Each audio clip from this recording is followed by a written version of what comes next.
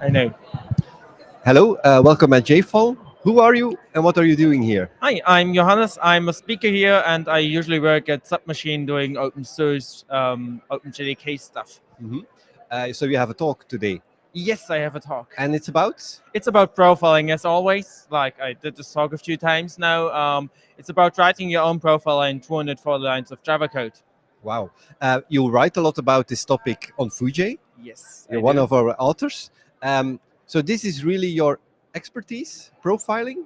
Yes, so I started at SAP around 2 years ago, and I contribute to, for example, Async Profiler and also writing currently my own JDK announcement proposal for new profiling API. So I know a little bit on profiling, and that's also what I wrote like on Foojay.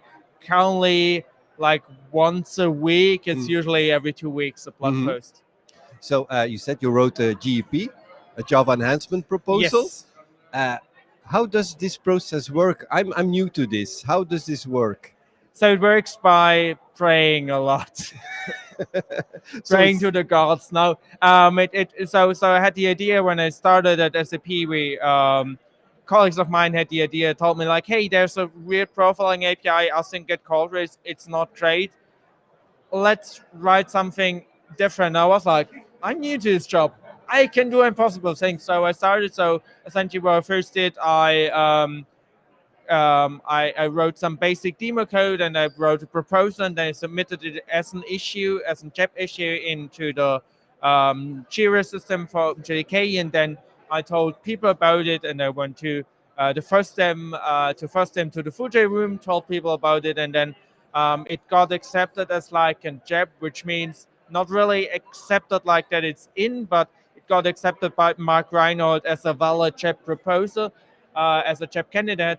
Now I'm currently discussing with many people Mhm. working on it, and I have to fully rewrite it. So it's now too many years since I started. It's like almost 2 years when I started. I hope I get it in like in JK24. Mhm. That's like my current time frame, but it takes a lot of effort. But in the end, it will improve the profiling situation.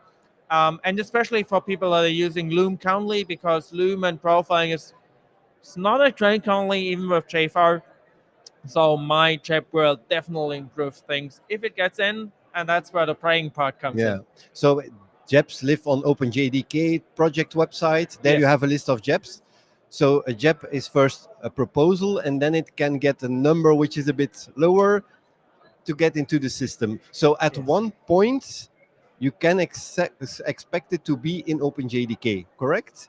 Yeah, so you get a number when you get candidate status. Mine as a candidate status is it's 435. So it's a candidate, which means that it's like official enough that it's worthy seen enough.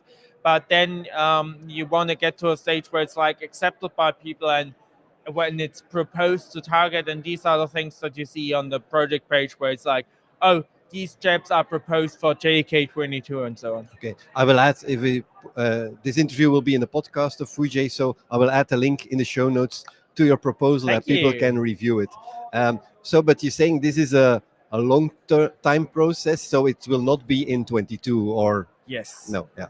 So a colleague of mine did the enhanced null point exceptions where it tells you what went wrong, Yeah, like the yeah. cause, and he was like, yeah, it took him 2 years, and it was a far simpler proposal. Yeah. Mine proposal entices in the end probably like a C API with 30 methods or so.